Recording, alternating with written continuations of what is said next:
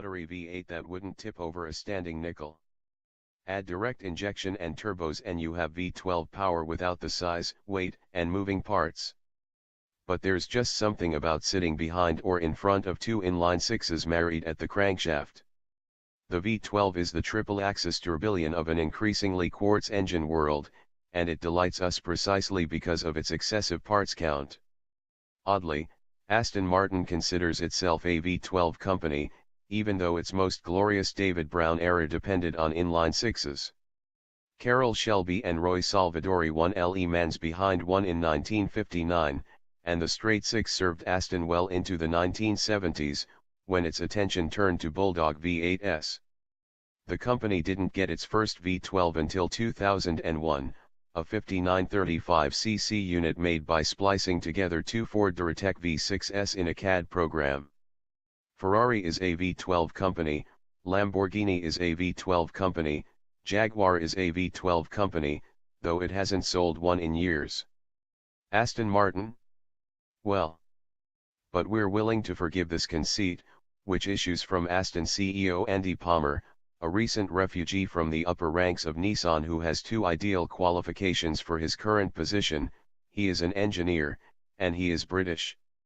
Under Palmer, and with company ownership divided primarily among investment groups in Kuwait and Luxembourg plus Daimler AG, Aston Martin is a brand on the move.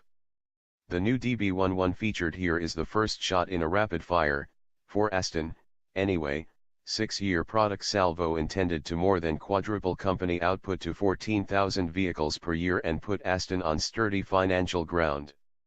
Leading is the middle child, the DB11, introducing an all-new riveted and adhesive-bonded aluminum platform that shifts the emphasis from extrusions to stampings to create more cockpit space. It's due in US showrooms before the end of the year with a base price of $214,820.